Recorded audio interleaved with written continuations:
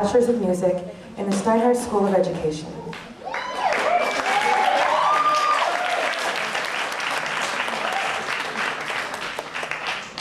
Monique Hanako Rose is a third-year Bachelor's of Arts candidate concentrating in cross-cultural affairs and performing arts at NYU Gallatin.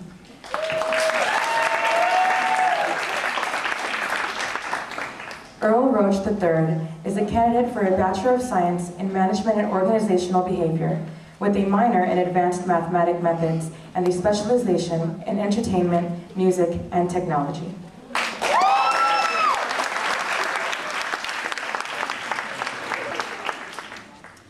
So good evening, everyone. My name is again Monique Rose, James Neely, and Earl Roach. Our ISM entitled Black-Christian-ism is an exploration into the American concept of the Black church by looking at the history behind the music, church services, and worship styles, and a look into the long-debated race of Jesus.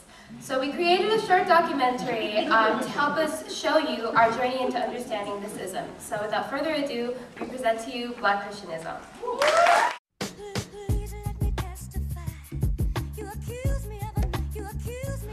I know there's a big difference, you know. How many guys have been to a full gospel, all-black church? Man, the worship is phenomenal. I mean, people are jumping up, dancing, getting crazy, praising the Lord, doing flips. You're like, man, that is cool. Now that is worship. As preachers, talking about right and wrong and driving off in a really big car. A wooden pulpit with like a big cross on it, and lots of dancing and like singing, and I see a lot of people running up and down aisles, wooden pews. I think of like the pastor with the Mercedes Benz, with the wife, with the trophy wife, and coming to church with you know, pastor on the license plate. And old ladies with like green church hats that are really big, and those really big pins. Community where people who have the freedom to dance like nobody's around and to sing like there's no tomorrow.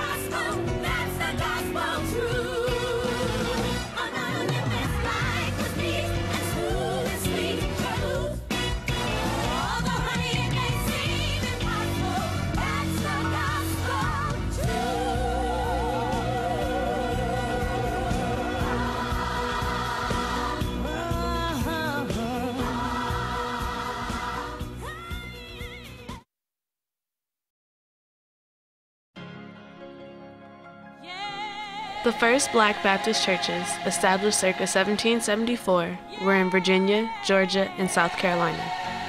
Oftentimes, slaves were denied baptism because there were assumptions that they did not have souls and were unable to be saved. Black churches were formed in spite of this. There were two factors that led to Black Baptists separating from white churches. First, segregation and discriminatory policies of most white Baptists, and second, a theological awakening among Black Baptist preachers. Following slave revolts, including Nat Turner's Rebellion in 1831, Virginia passed a law requiring Black congregations to meet only in the presence of a white minister. Other states similarly restricted exclusively Black churches or the assembly of Blacks in large groups unsupervised by whites. Despite this fact, the Black Baptist congregations in major cities grew rapidly, and their members numbered several hundreds before the Civil War. Slaves who made up a majority of a church congregation began to develop unique ways of worship that came from their African heritage and perception of God. At the turn of the century, the Black church remained the major prophetic voice of the African American community. The Civil Rights Movement reached its apex on August 18, 1963, with Martin Luther King Jr.'s I Have a Dream speech. That all men are created equal. I have a dream that one day on the red hills of Georgia, sons of former slaves and the sons of former slave owners will they be able to sit down together at the table of brotherhood. I have a dream. King spoke to 300,000 people, and with the help of live television, he reached millions more.